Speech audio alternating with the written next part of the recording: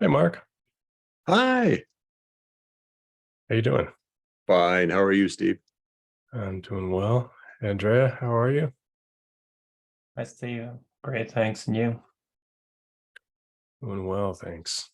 Actually, Andrea, I have a request. Pronounce your last name for me. Frittoli? Okay, I'm just trying to be sure I get the emphasis on the right place. Great, thank you. So Frittoli.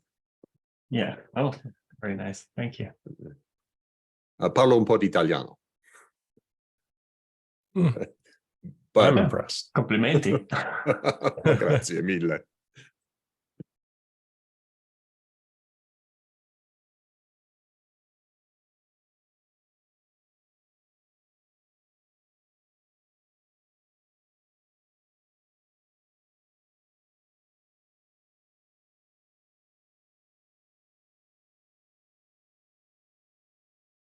Hi, Tracy. Hello there.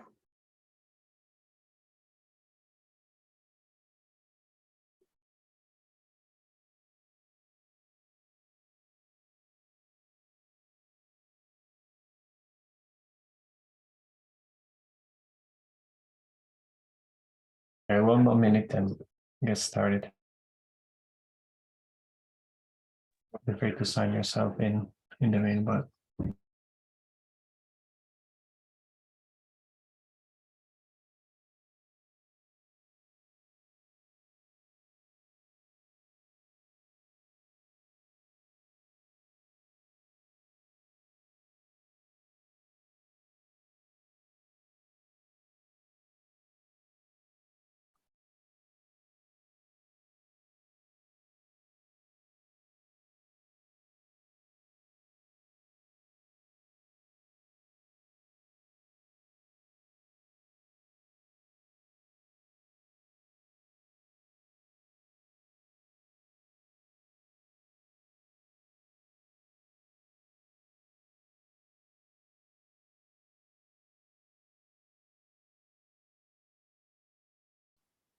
Okay, yeah, it's 3 past. Probably a good time to get started. So welcome everyone. And today is April 11th. My name is Andrea Frittoli, work for IBM. So we have exciting agenda today. So we'll have a project update from Jenkins. So thanks, Mark, for preparing that. Just a couple of items I wanted to cover before we get into the presentation. So first things, action items from last meeting. Just wanted to remind the email thread about TOC sponsors for the different special interest groups. So if anyone is interested in sponsoring one of the existing special interest group, please reply to that email or reach out to me. Next is TOC elections. So, Patti, you wanted to cover this? Yeah, I can start. Hi, everyone. So as you might have seen, Michelle has been sending announcements on mail lists as well as Slack channels about the start of the end user representatives for TOC. As you see there, the current representatives terms expire May 1st, 2023, so end of this month. And currently Emil Beckmark from Ericsson and Justin Abrams from eBay are the end user representatives.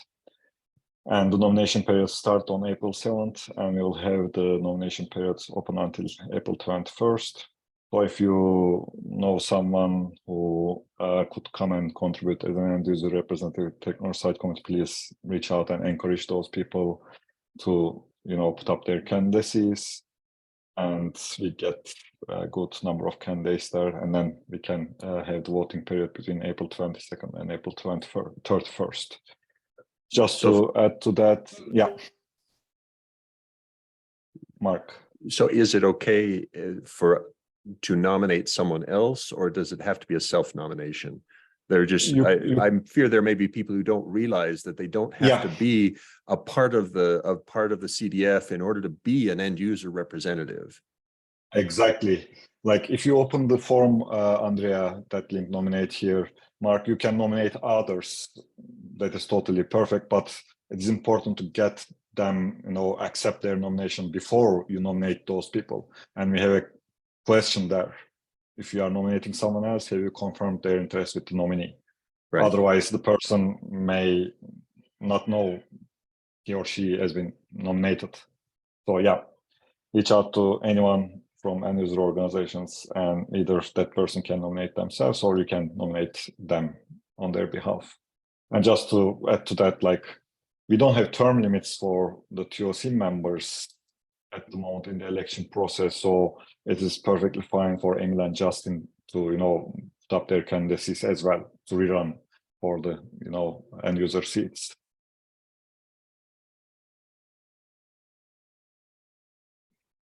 So yeah, the timeline is there. Please reach out to fellow community members.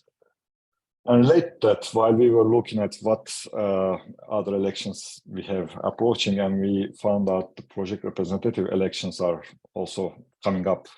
As you can see there, the current representatives' terms expire June 30th. You might think like we start talking about this early, but if you put weeks there, we are pretty close to actually kicking off all the election process, because the difference between project representatives and end user representatives, for example, the first election process actually happens within the projects, and projects may need to talk about this thing within their technology site committees or governing boards to nominate someone to represent their communities. That's why we start to have this conversation here, because the election process is unfortunately not clearly documented. Like, it doesn't say like what process we should follow. Like, as we put here, the election timeline, this is actually not documented in our process. So we want to document the process as we go along with this, election timeline. And the other thing I want to highlight here, the last time we had project representatives elected, I think we had either 5 or 6 projects for 4 seats. Now we have 9 projects for 4 seats. And that requires us to, clarify the process a bit further, because like, who should be voting for those people? How many nominees per project should we have within the process? Like, is it only 1 or 2 is okay per project? Because some projects might prefer to nominate 2 people. And then need to take that into consideration and document that as well. The other thing which I just mentioned during the end user representatives, there is no term limit documented. Like, to be fair with the people representing their projects, we may want to introduce some term limits, like a person can only represent a project 2 terms in a row, kind of. So these are all questions to technology site committee, so we can settle on a process.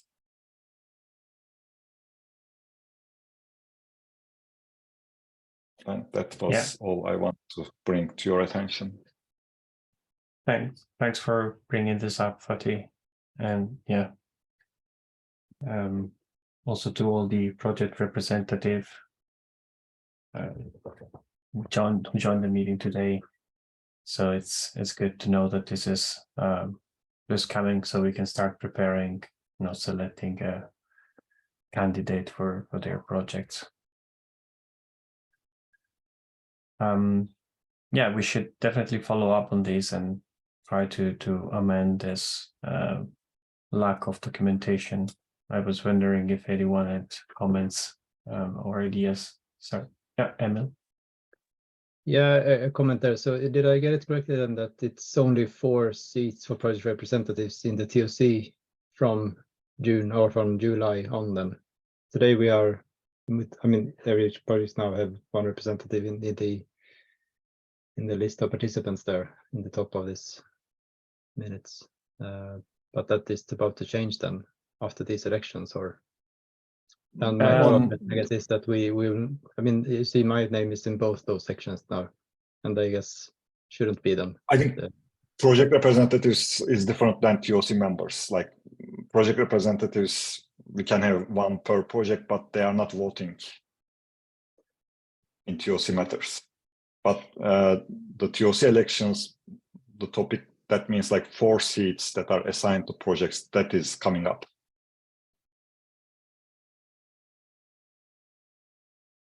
Okay.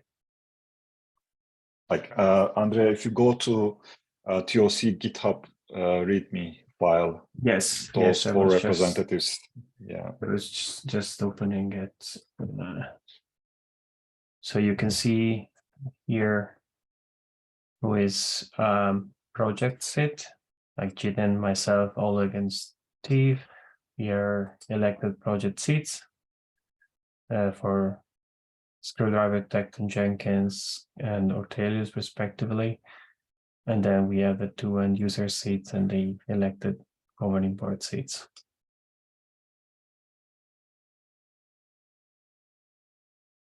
And then we have the TOC contributors group, and everyone who is a project representative is part of the TOC contributors, but those are not TOC voting members, in the sense that if we do vote on something, I mean, of course, everyone can express their opinion and they are non-binding vote, but the only binding votes are those from the TOC members, not those from the TOC contributors.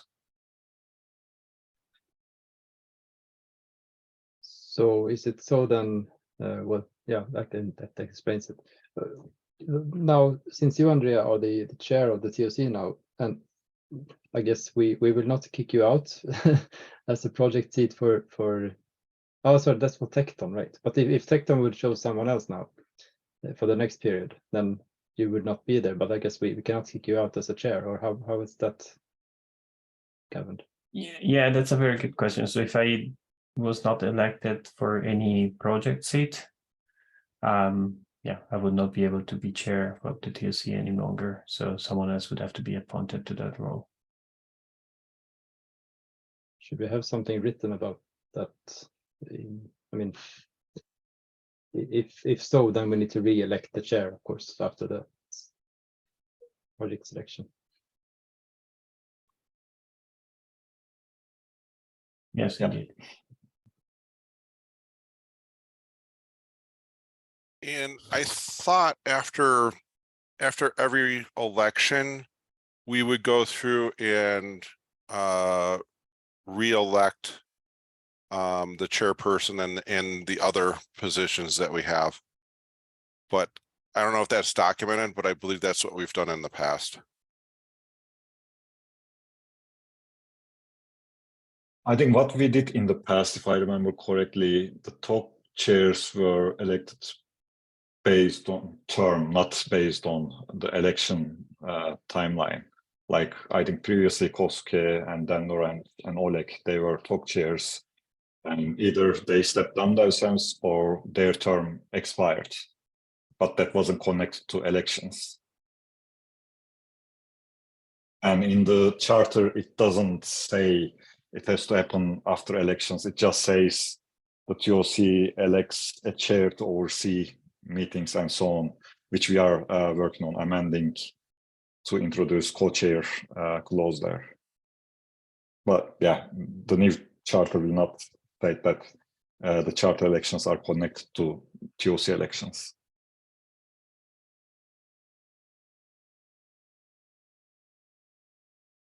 Is that in the charter repo?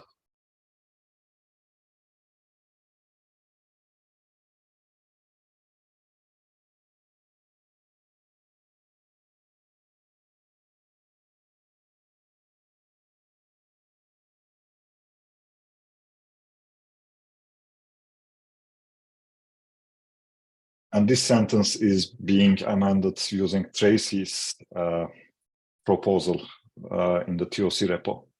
So this is like currently on board approval.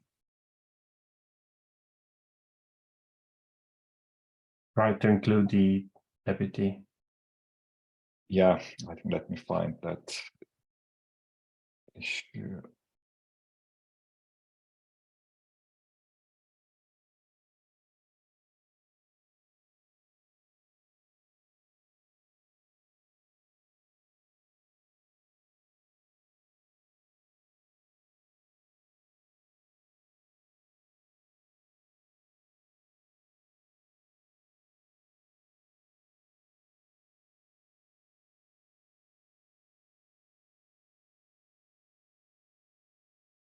I just put it on chat, Andrea.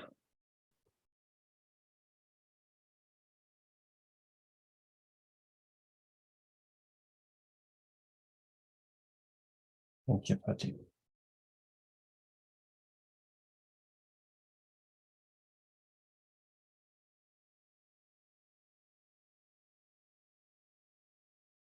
So yeah, it's entirely up to TOC to decide when to run TOC elections.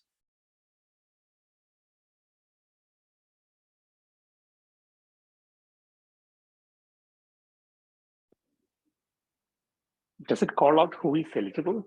That it has to be a TOC member?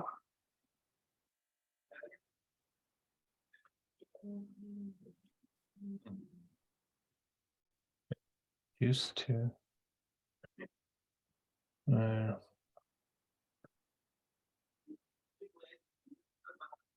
And who will also serve on the as it used to be.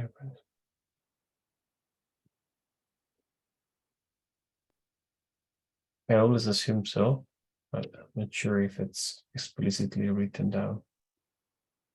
Since it's nested under TOC, I think it makes sense to believe that it's implicit.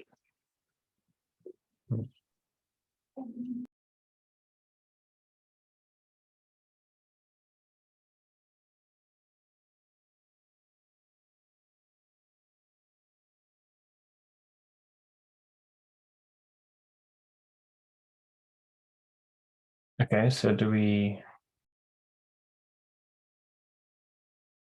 need to amend this? I think it's right now it's open for the interpretation whether we need to rerun elections or not.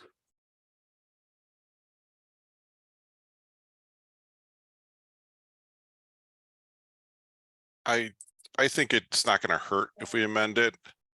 You know, the more clear we can make it on a documented side, it'll be easier for people to follow down the road.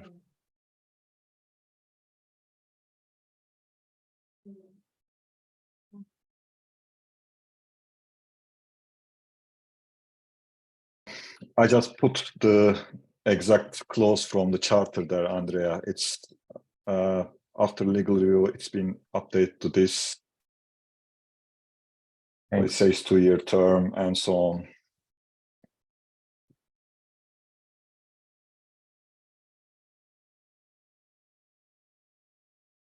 So I think the generally legal doesn't, you know, put so strict things there to give the committees a bit freedom. Like as it says there, the TOC may choose to implement term limits and so on. So it's again, it's a flexibility for such committees. It could very well be a policy adopted by TOC that doesn't conflict with the charter.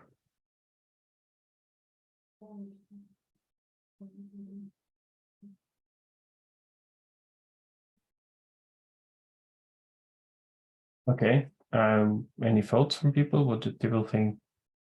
Should we rerun elections after the chair election after the other members' election?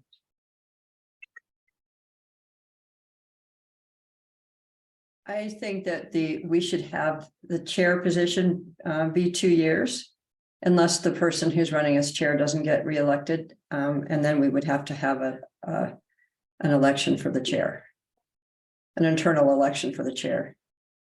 I don't think we have to specify it. Actually, I think it's kind of obvious. If the chair doesn't get reelected to the board, then we would, as you said before, we would have to nominate a new chair and a new co-chair.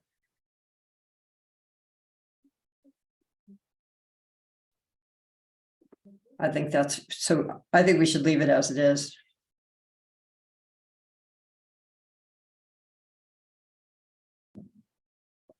I would say that the only reason for re-electing is that then that person will not stay in the TOC for some reason anymore. Then we Correct. would but if Right. if that person stays, then we don't need to reelect just for the sake of it, I think. Right.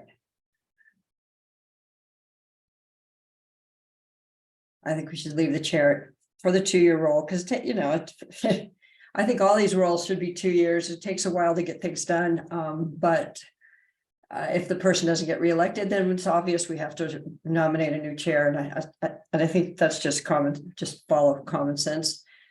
But we can say the deputy chair will have a 2-year term. And that we can, and if the TOC chair is not reelected, a new chair will be nominated.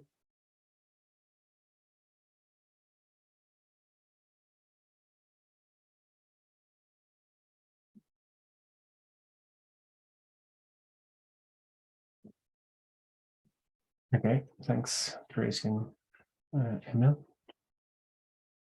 So before we close the topic, like a concrete action, we can perhaps go and update the election process in foundation repo and add all the TOC members as reviewers. So you can see the wording there, which we can refer back to charter as well, and add chair elections there too, because I don't think it's documented there.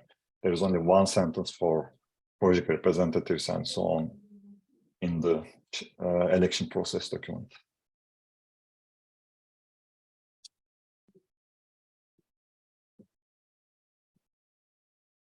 I was just curious what other TOCs do in this situation. And I'm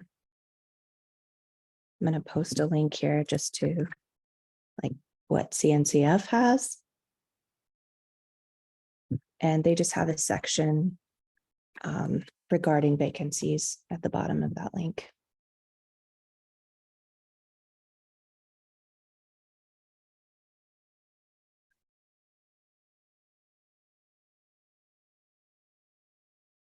I don't know if that's Nice. helpful, but it's an idea.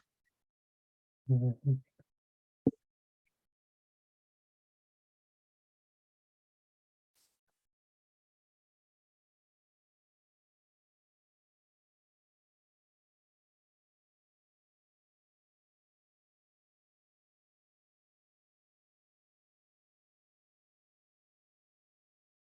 Right, so it means that if I read this right, let's say that the chair is not re-elected to the TOC, then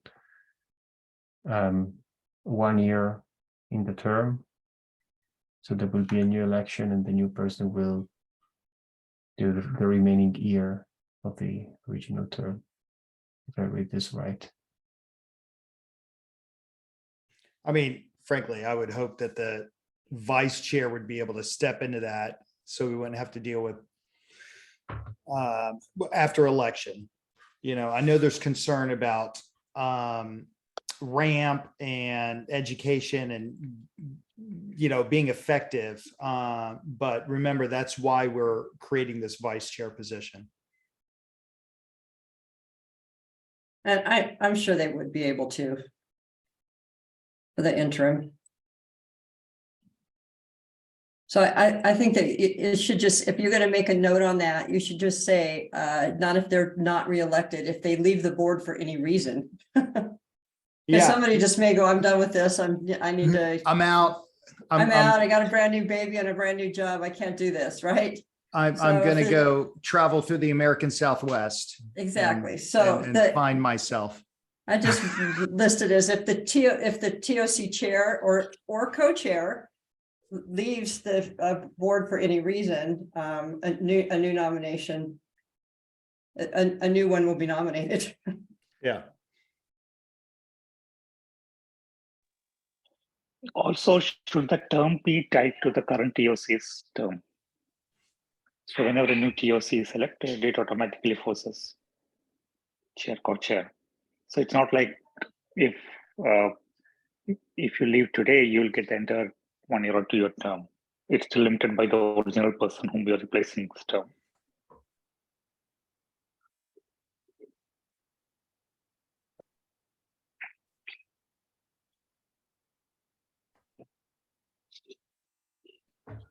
Hey, Fati, does this support you? I mean, at the end of the day, you know, these boards are here to support, you know, executive director, staff, Certainly, we're here to support the projects. Is this doing what you need for you to be successful? Is this causing problems for you, or is this solving problems for you? I think like what Trace said makes a lot of sense. Also, that is what is followed by most of the communities I took part in or followed. Like these positions need to be stable. You know, we can't rerun elections every time we run the TOC member elections, because the other thing we discussed last year and a few times, like we want to have the staggered elections. So not entire TOC is changing. So if we say the TOC chair term should be connected to election, but which term? Because like end users representatives will change now, and they will change again next year if they stay with 1 year. Could we rerun TOC chair election again? Or the board seats, they will change next year. Should we run election? I think as long as the TOC chair is within the TOC, I think the most sensible way to have a term for the chair for 2 years, and if the person for some reason leaves TOC either by not rerunning elections or for other reasons, then it makes sense to run the election. But otherwise, the TOC will not have any stability when it comes to who is, you know, creating the agendas, working with roadmap, herding cats, and so on. Mm-hmm. And I could see it getting real lumpy if we say, okay, well, you know, somebody was on the TOC for 6 months, they leave, we get an election, and then we do a 2-year term for them. So finishing out the term allows you to maintain the staggered nature of these positions. So that's the value in it. And in like, okay, if you're filling somebody that is left prior to their term being up, you're filling that term, whether it's, you know, a year and 364 days or 1 day. I'm sure you wouldn't do it for 1 day. But what you really need is stability and predictability with elections. Last thing you probably need is to be running elections willy-nilly all the time. Yeah. Okay. All right. Gotcha. And like the main point here is like we need to document these things. Then everyone knows like rules of the game, you know. Of course, like, we have no doubt. really good feedback here. So as I mentioned, like we can go and update the election process. I think these things, and then we can all review the process there and clarify it further. Mm-hmm. Because like charter wasn't that clear either, and we amended charter based on discussion. So it's always good to have these discussions both live in meetings and on pull requests.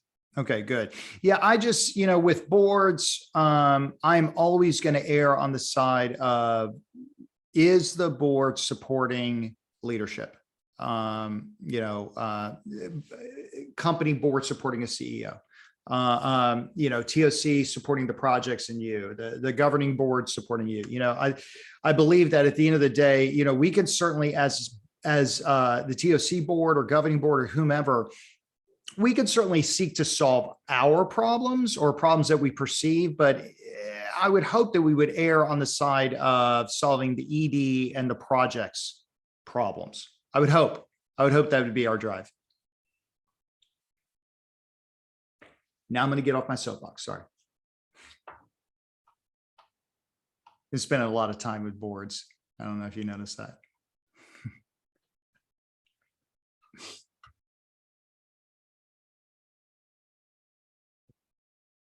Okay, so thanks everyone for the input on this. Sounds like we should probably, as Fatih said, document this better. Anyone wants to take an action to put together a draft of amendment that we might want to do here? I would, but I've got too much to do for CityCon right now. Shouldn't take long. Yeah, I mean, that's similar. Yeah, I can take the action and pull others once we have the draft there.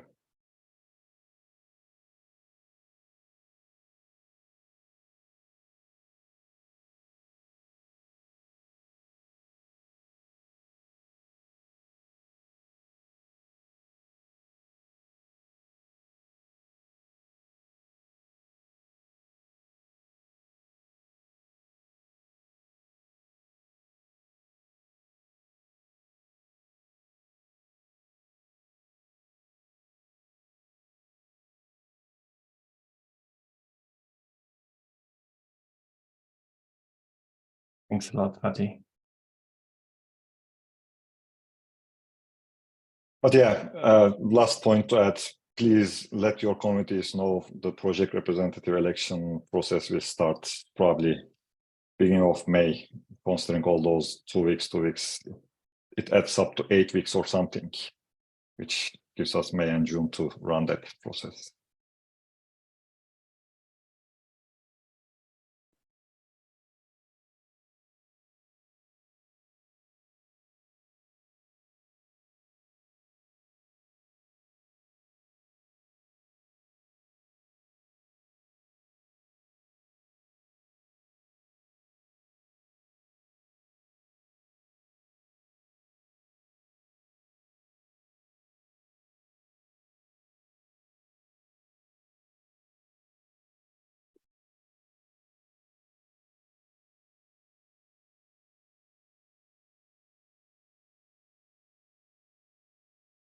So to clarify what I'm reading from Andrea, that means that the Jenkins project, for instance, should consider, is it time to switch from having Oleg as our representative to someone else?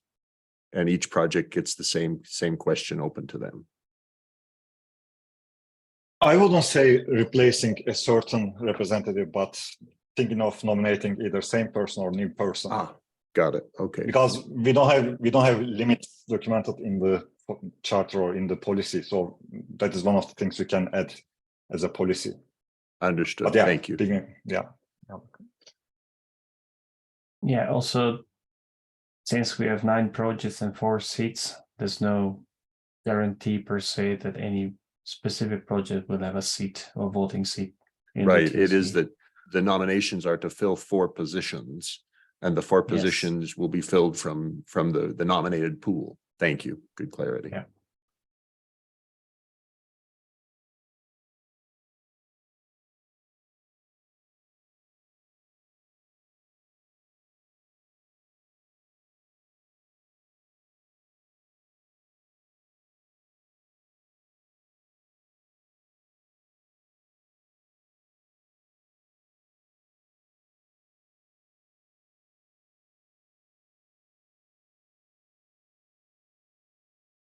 Okay.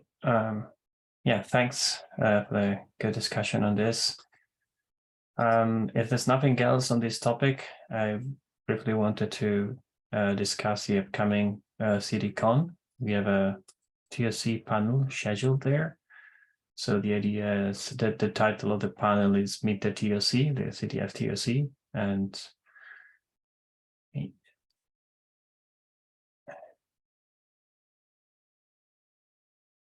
so we submitted this with Melissa, and Robert already expressed interest in participating. So thanks for that. Hey, I'll be there already. I'll swing on by. How long is, do we know how long that is? It's half an hour. Yeah, so we probably should have no more than 4 of us up there. Otherwise, nobody, you don't have enough time to talk.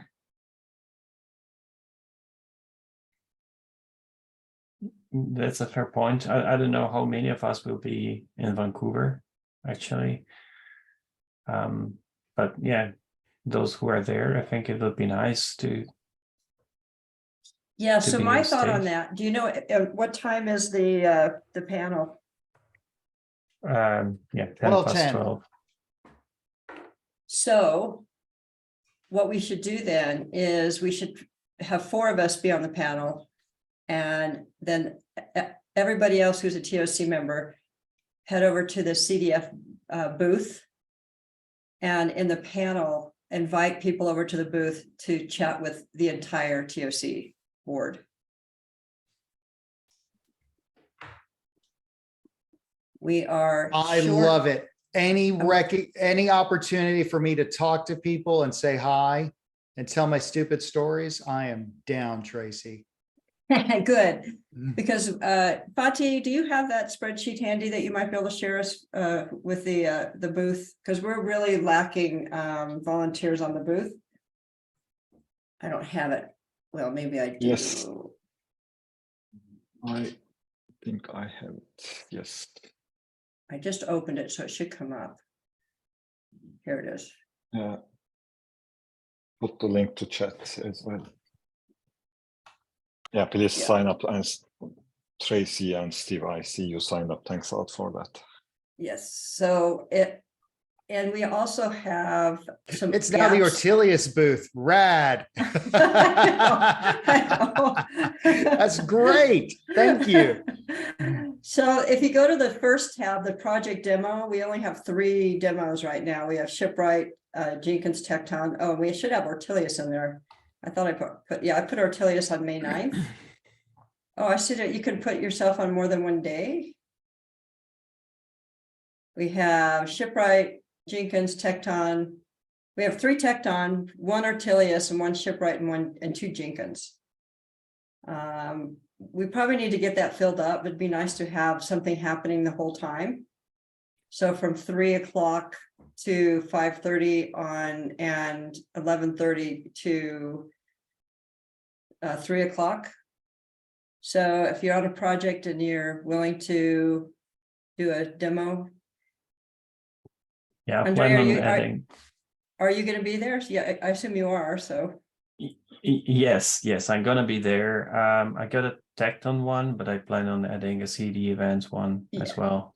yeah, absolutely. And there's some talk around getting that white paper updated. I'm gonna look to see what documentation we have around testing events and add the testing events to the white paper.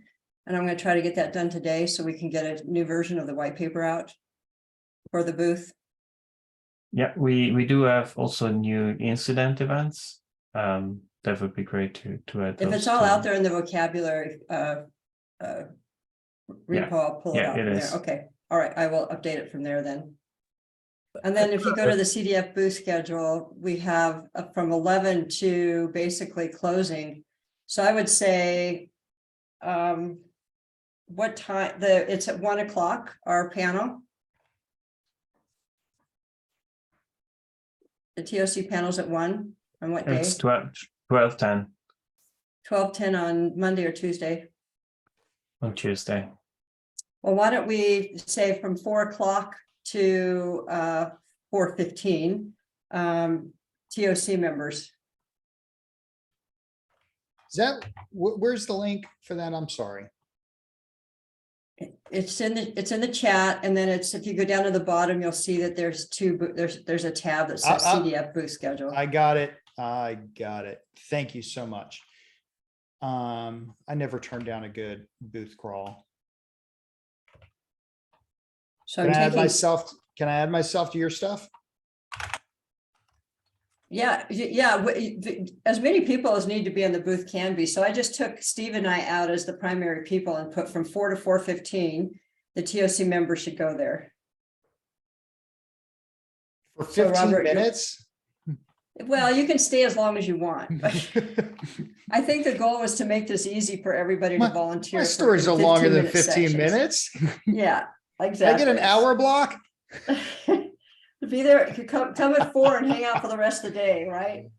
Oh, yeah. Absolutely. Look, gang, if you're just, I think as a good rule of thumb, if you're just hanging out at CDCon, this booth should be your base of operations. Yeah, exactly. At the very least, post up in one of the, high top tables or couches around there and, be close.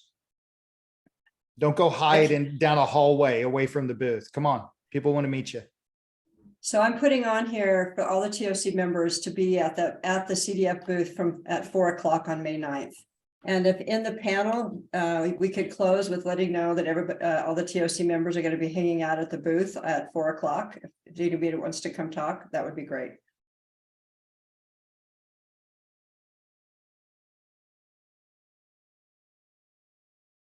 Hey, Tracy, I've got a question. On that sheet you were just showing, I saw that there was a projects demo theater schedule as well as Yes, it's on one of the other tabs. Yeah, I saw there's a project summit schedule as well. What's the difference between the two? Because we signed up and we were thinking this was the demo sheet here. And we signed up for Spinnaker. I don't know what that is. Fatih, can you So- tell us what that is? So- Yeah. Demo theater is the new thing that will be located in the sponsor booth hall or whatever. It's on in the foyer. So the projects will have a chance to give 15 minutes talks about their projects, like inviting people to take part in, use their projects, contribute to their project. It's kind of sales pitch for your project. So that is 15 minute slots. And the project summit schedule is like 1.5 hour slots during breaks and lunch and so on. So multiple people could go to rooms and discuss their projects, roadmaps, and so on. So it's like there are two different types of things the projects could utilize. Well, so we can sign up. So the Ortelius team could sign up for a project summit on one of these, in one of these rooms. Oh, nice. Okay, we'll do So that. it's like, as you see there, they are either early in the morning or during lunchtime or in the evening, second day. Right. Also, are we going to get any feedback on the slot availability here? So you can sign up for all the open slots, and then we need to go to the, who signed up for which slot and see, like if a project has too many slots signed up, we may want to take one of those slots and give to other project who is not signed up yet. A fair presentation. So Fatih, just to be sure, to reiterate Tracy's question, it would be okay if the Jenkins project asked for one of those slots on the summit schedule. Yeah, exactly. Like okay, so you see, like saying, hey, we'd like to squeeze into that 12 to 1:30 on Monday in room 1. That would be okay, and I could then encourage people, Alex Brandis and others, to come join us there. Okay, great, thank you. Yeah, exactly. And then these will be placed on the official schedule as well. It would be really good to have the CD events in one of these slots. And try to get other projects to come and talk about events. I don't know if that's possible. Yeah, so we're sorry.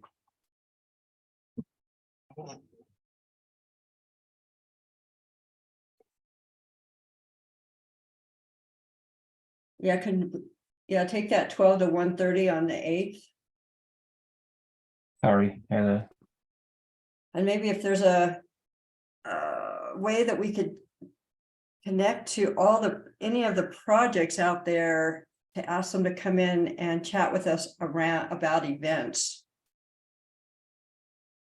Yeah, I think that is like a really good point, Trace, because since this is Silicon GitOpsCon, there will be people from Argo, Flux, and other projects there as well. So if you sign up for your project in the project summit schedule, you may have a chance to have those people joining your summits and having conversations around seed events or other topics. Yeah, that's why I was hoping that maybe we could get it somehow advertised for, I don't know I know we have the project people in the projects for the CDF, but I don't think we have CNCF project emails. How do we reach out to these people?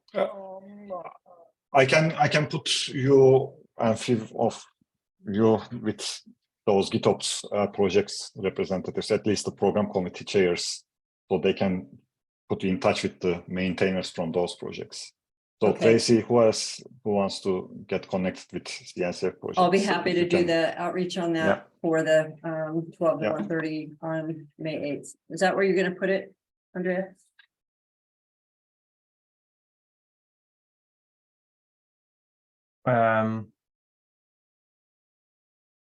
Sorry, which slot again? I would do the room. I would do 12 to 1:30 on Monday, May 8th.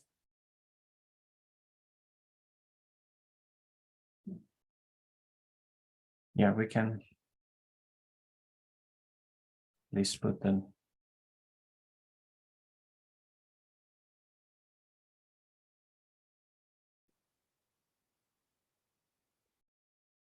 Unless you think we should do it on Tuesday, but I feel like this, if we could get some conversation going earlier than later, would be better.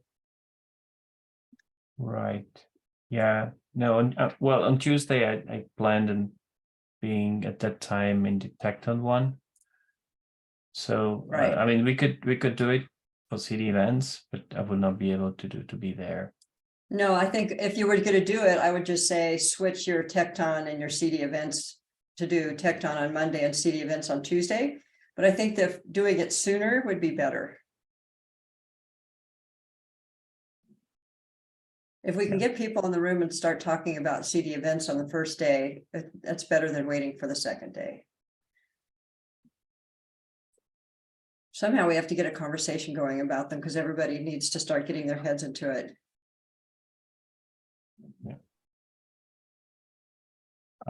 Just a time check. So we have a project presentation scheduled from Mark today, and I want to make sure we have enough time for his presentation and questions afterwards. So I would propose to then close the CDCon topic unless there is anything else to be done, and then switch to the project update, if that's okay. That's one for me. Yeah, that works.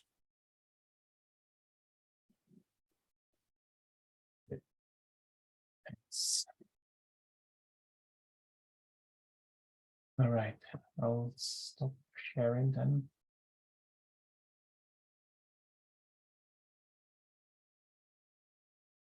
And Mark, the floor is yours. Great, thanks. So I'm a firm believer in ending on time, so we're going to be very, very crisp here, and we will end promptly. All right, so you should see, let's see, do you see my Jenkins project update slide? Yes, good. Yes. Okay, I see head shaking. Great. All right. So as a matter of structure, I'd like for you to interrupt either by raising hands or by asking questions. Anytime you have a question during this presentation, please don't delay to the end. I've tried to put the things I thought were most useful to the group as a whole earlier in the presentation so that we could have a conversation about questions or problems, or what I'm looking to do is try to share things that I've gathered from our data that might be of use to other CDF projects in terms of how they address their user population and what we confront. How do we maintain? How do we grow? How do we accelerate? How do we deal with the complexities of open source software development? So first view is what the data says about users of Jenkins. And the first piece of the story is on the plus side, on the positive side, the number of Jenkins jobs worldwide across the last 10 years has continued pretty much a linear growth. All right, so hey, that's a plus. That's nice, right? We're now at over 73 million jobs worldwide defined in Jenkins controllers. Good thing. However, for that plus, there's also a minus. The minus is that we've actually seen the growth of the controller count. These are the things that orchestrate the work. This is the central component, if you will, of Jenkins. The growth of that has shown no detectable growth in terms of statistical bounding in 2022. We had a big spike here in 2023 that we're not sure if it's a one-time spike or a real change. But what we see is years of steady growth, some spots where it was hot and others slowed. But in the last 12 months, we've not seen significant growth in controller count. We think that's due to viable things like GitHub Actions, GitLab CI, Circle CI, all sorts of other things in the commercial world that are causing fewer Jenkins controllers, fewer new Jenkins controllers to be installed. So we're worried that, hey, we like to be growing, and right now this is not hinting at growth. Now on the other side, though, we are evolving, and the evolution shown here by the Java work that we're doing. So Jenkins required Java 8 for many years. With a very rigorous, deep, long, multi-year process, we added Java 11. We've now made it so Java 11 is required. With Java 11 required, we've now added support for Java 17, and Java 17 support is ramping. Java versions matter in our world. In other CDF projects, I suspect whatever your base component is matters deeply, and you've got to choose between preserve the installed base or admit that I've got to advance because the installed base needs to come with me while we go to the next level of technology. So what we see is a user base that continues to use the product, lots and lots of use and still growing use. And they are transitioning with us, but you see the shape of this curve. There are still just under 50% of the installations that are running Java 8. And so it's not this perfect, everybody upgrades just as soon as the project decides they're ready to upgrade. So that's the user's view. Strengths and weaknesses, yes, we get growing use and we're being adopted, but we stalled the controller growth in 2022. Now from the maintainers side, okay, users, crucial, that's what the value is, but without the maintainers, the project cannot proceed. So on the maintainers side, we've got some really cool improvements that have happened in the last 18 months around user experience, around runtime modernization and dependency modernization. Jenkins is 15 plus years old. Some of its components are 15 plus years old, and that modernization takes some work. So we're deeply grateful for the people at Kainos for their work on user experience improvements, for the enhancements that have come in various ways of seeing how Jenkins is doing what it does. And the people at CloudBees who've done a lot of work on runtime modernization, both very helpful. Now, graphically or data-wise, there's again, we just had the positive side, things are growing. On the worrisome side, over the course of the last 5 years, we've seen a 55% reduction in the number of distinct companies whose employees are contributing. This is data from the DevStats project that the Linux Foundation hosts. And what you see on the graph here is the green line is company contributors, where they attribute an individual to a company. And it's unhealthy to have that diminishing. On the individual side, the reduction is not nearly as dramatic, but there's still been a 31% reduction from our peak 5 years ago of 950 down to 660. So how do we retain developers? How do we retain maintainers is a crucial question for the project. Any questions so far? Cool. Okay. So telling another story, Jenkins capabilities are predominantly delivered by plugins. There's a large suite of plugins, but plugins also have their own life cycle. Maintainers may get tired. They may say, I'm done with this. I don't need it anymore. And they put it up for adoption. And what we see over the course of the last 3 or 4 years is a steadily increasing number of plugins that are up for adoption, including some that are very popular, but up for adoption. They don't stop working because they're up for adoption, but you can be confident that plugins that are up for adoption are not as actively maintained as others. So again, it's how do we retain maintainers? What do we do with them? So we've got high visibility improvements, and we keep things compatible so that people from 10 years ago can still upgrade. But we've got a decreasing number of individual contributors with more plugins up for adoption and fewer companies that are contributing from their employees. We're finding that we need to ask people and invite them directly. Please ask your company to give you some time to contribute to open source.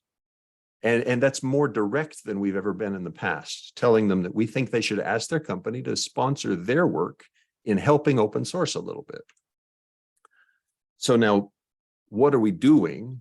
Well, we've got code improvements in UI, in updates, and in Java versions, all coming and proceeding very nicely. We've got outreach initiatives that have been quite successful for us. Google Summer of Code, we're now on our 7th or 8th year in Google Summer of Code, and it works very, very well. We recommend it highly. We've had to, on the negative side, intentionally disconnect from some other outreach programs because they weren't as effective for us as we wanted them to be, and because we didn't get the results we hoped for. So we'd done 2 courses, two years of She Code Africa Contributhon. In those 2 years, we each year helped from 5 to 7 or 8 African women get involved for the first time in open source. However, we retained none of them. And that's understandable. Here they are, young in their career. Their first focus is making an income, not donating their time to an open source project. So we've narrowed to these 2 outreach programs this year, GSOC and Hacktoberfest. Any questions there? All right. Just Go one quick question. Are you gonna pass on She Codes Africa in the future, it sounds like? We passed on it this year, and we will probably pass on it in the future, just because, well, this year the reason was we just didn't have the capacity in our mentors to do the mentoring for She Code Africa and GSOC.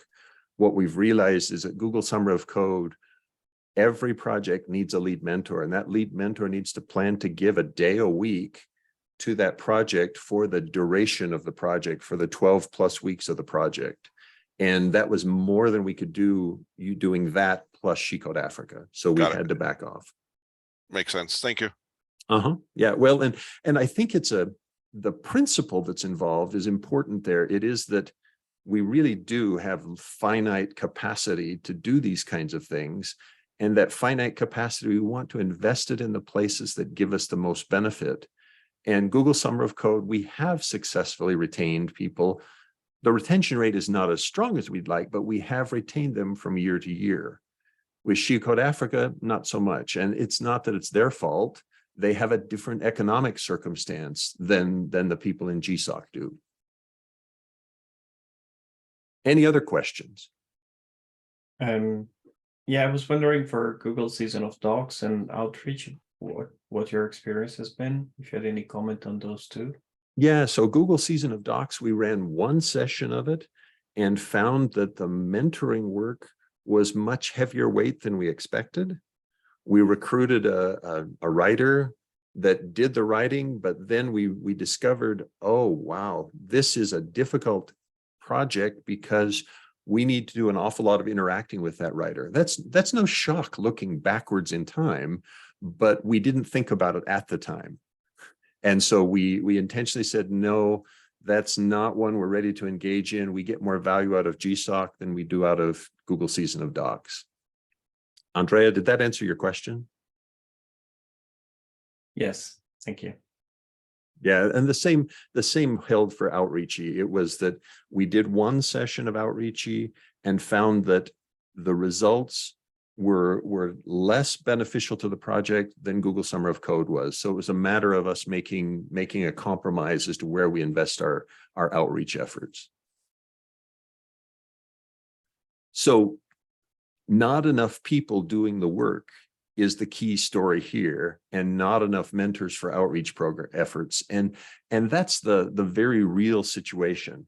And I think I'd like to stop the presentation here. There's more to it in terms of the people, but we've actually run out of time, and I think this is a sensible place to stop. So I could talk about organization, but I think better you can look at the slides. I'll paste a link to the slides into the notes for the meeting.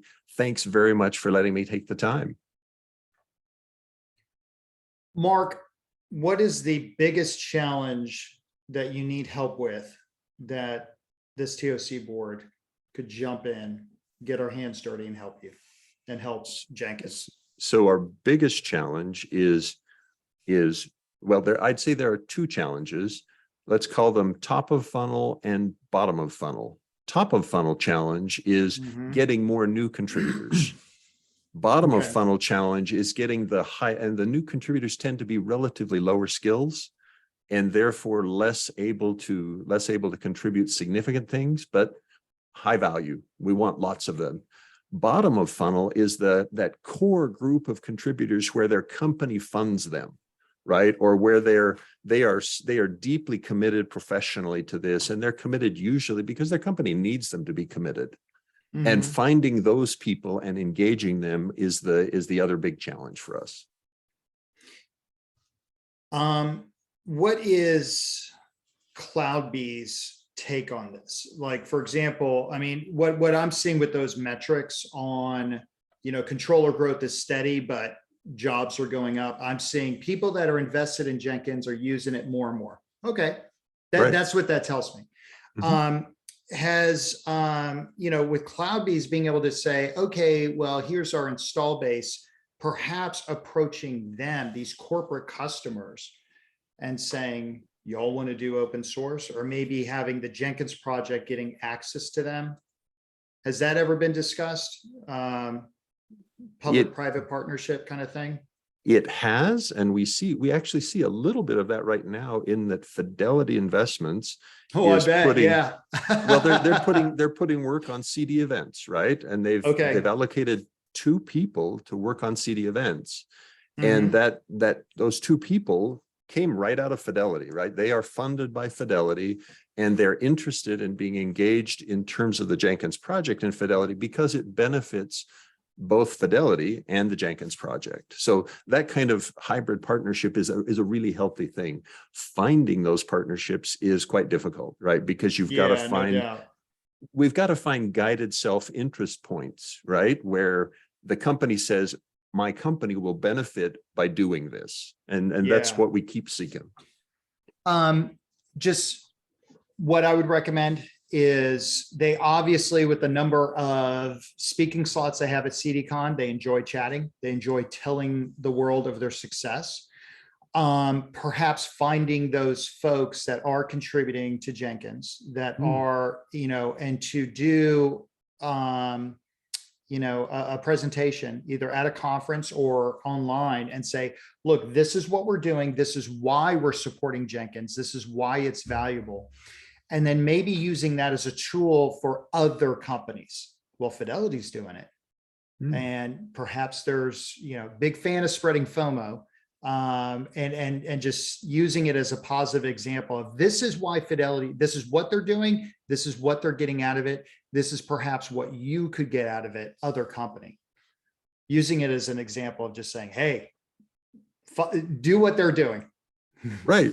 Good suggestion. Thank you. Yeah, I like that. The notion that this is not just an ask for donation. This is really a choose to do things that will benefit your organization.